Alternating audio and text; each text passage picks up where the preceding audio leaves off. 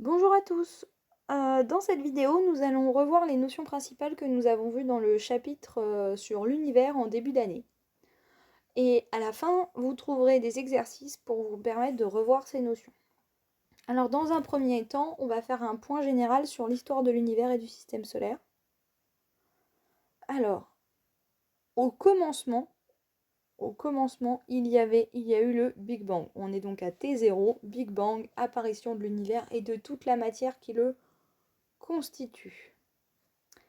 Quelques millièmes de secondes plus tard, ou quelques secondes plus tard, on a la formation des premiers atomes. Les premiers atomes, ce sont les plus légers. L'hydrogène et l'hélium, ce sont les premiers qu'on trouve dans le tableau périodique. Puis, 370 000 ans plus tard, on va avoir l'émission du fond diffus cosmologique. Je vous l'avais montré en photo. C'est le moment où l'univers devient transparent. Avant, l'univers était tellement petit, la matière était tellement tassée que la lumière ne pouvait pas sortir de cette zone et du coup l'univers n'était pas transparent. Là, en 370 000 ans, il a grandi. Comme on a la même quantité de matière, les molécules, les atomes sont plus loin les uns des autres et du coup la lumière peut sortir. Ça veut dire que l'univers devient transparent. 200 millions d'années après le Big Bang, on a la naissance des premières étoiles. Vous avez vu, il faut déjà un sacré temps.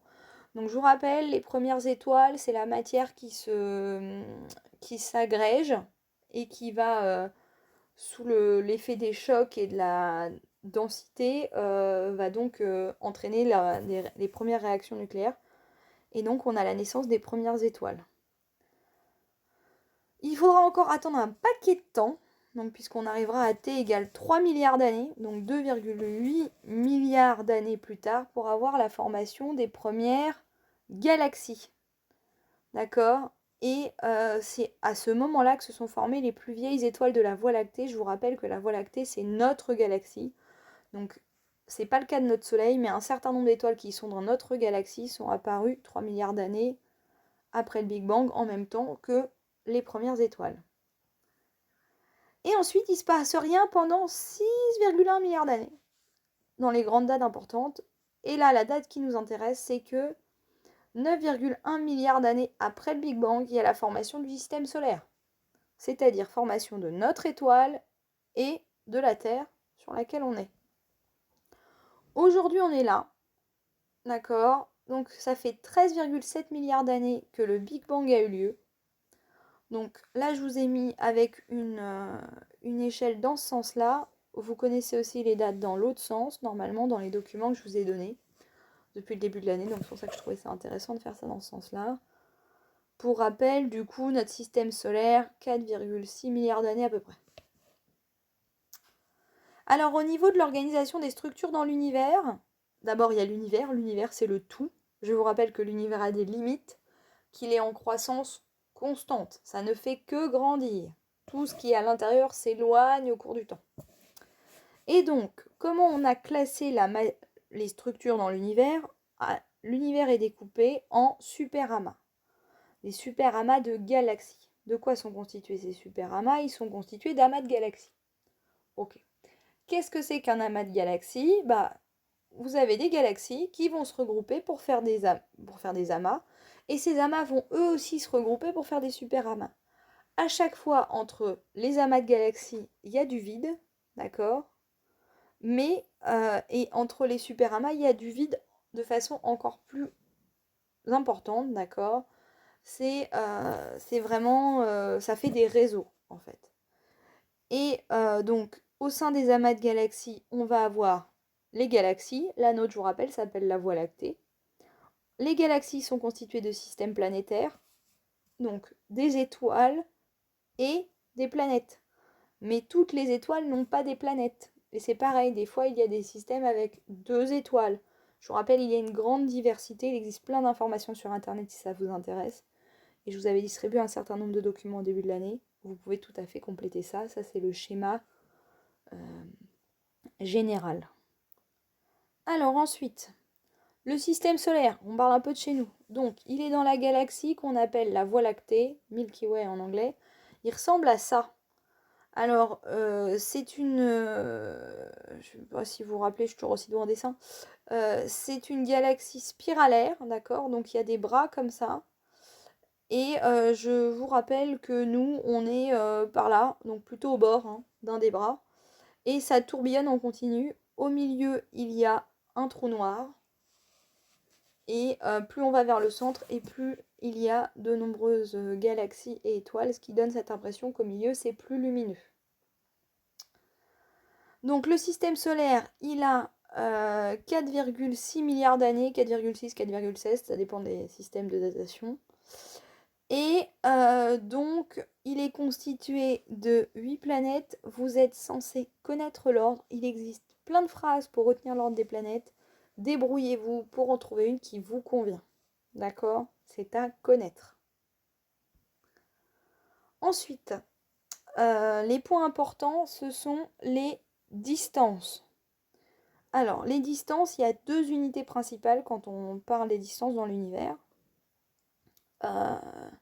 Nous, au quotidien, on utilise le mètre ou le kilomètre. Là, dans l'univers, on est bien compte qu'on est sur des distances qui sont beaucoup plus importantes. Donc, les deux unités sont, dans un premier temps, l'unité astronomique.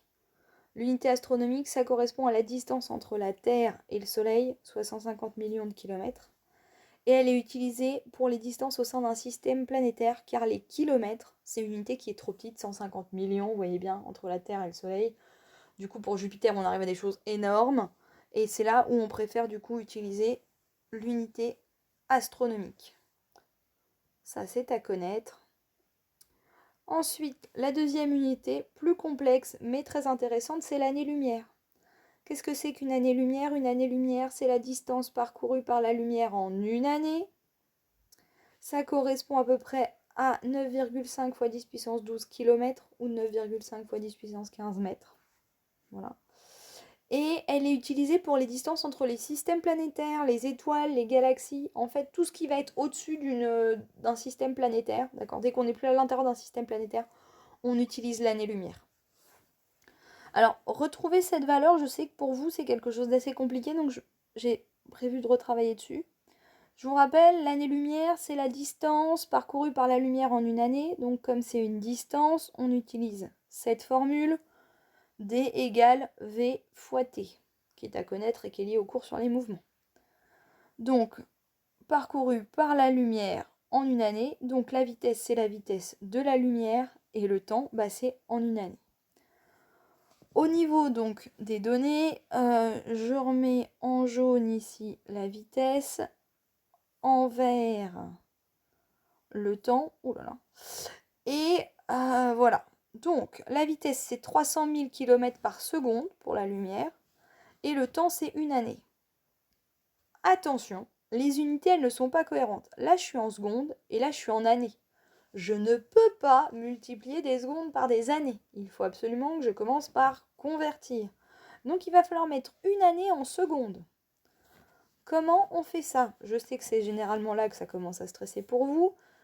Vous êtes tout à fait capable de me donner le nombre d'œufs sur une palette d'œufs. Puisque si je vous dis que dans une boîte, il y a 6 œufs et que par étage sur ma palette, il y a, je sais pas moi, 40 boîtes et que ma palette, elle a 8 étages, vous arriverez tout à fait à me faire le calcul. C'est le même système. Ce n'est pas parce qu'on parle de temps que le calcul est plus compliqué. Donc le calcul, il se présente comme ça. Dans un an, il y a 365 jours. Dans un jour, il y a 24 heures. Dans une heure, il y a 60 minutes. Et dans une minute, il y a 60 secondes. C'est le même système que la boîte à œufs. Et donc, ça veut dire que pour compter le nombre... Si un an, je vous l'ai demandé en jours, vous allez me dire c'est 365 jours. Maintenant, si je vous le demande en heures, vous allez me dire, dans une journée, il y a 24 heures, donc c'est 365 jours fois 24 heures. Et vous allez me mettre un an en heures. Maintenant, je vous le demande en minutes, vous allez multiplier le résultat par 60 minutes. Et si je vous le demande en secondes, vous allez multiplier par 60 secondes. Le résultat obtenu, c'est 31 536... 31 536 000 secondes. Là, on a une valeur en secondes pour le temps. Du coup, on va pouvoir tout simplement la multiplier par la vitesse qui est, elle, en kilomètres par seconde. Et comme elle est en kilomètres par seconde, ça veut dire qu'on va obtenir un résultat en kilomètres. On fait donc ce calcul et on obtient, c'est un 9 et pas un 6, faute de frappe. Pardon, donc 9, oh là là. Alors, 1000 millions, milliards, donc c'est 9500 milliards à peu près. Aussi connu sur le 9,5 x 10 puissance 12 km. Et là, je pense que vous vous rendez bien compte de l'intérêt de la notation scientifique. Cette valeur, elle est pas forcément à connaître. Par contre, du coup, il faut savoir la retrouver et expliquer ce calcul. C'est ça qui est important. On l'a expliqué plusieurs fois en classe. Vous avez différents documents. Vous avez cette vidéo. Prenez le temps d'essayer de comprendre ce qui se passe. Vous en êtes tout à fait capable. Vous avez ces 2 exercices pour vous entraîner.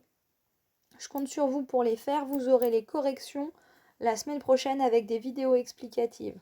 Celui-là va vous demander de faire quelques recherches et de faire des conversions. Attention, MA, qu'est-ce que ça veut dire? Allez chercher. Voilà, bon, je vous souhaite bon courage pour ce travail et à la semaine prochaine.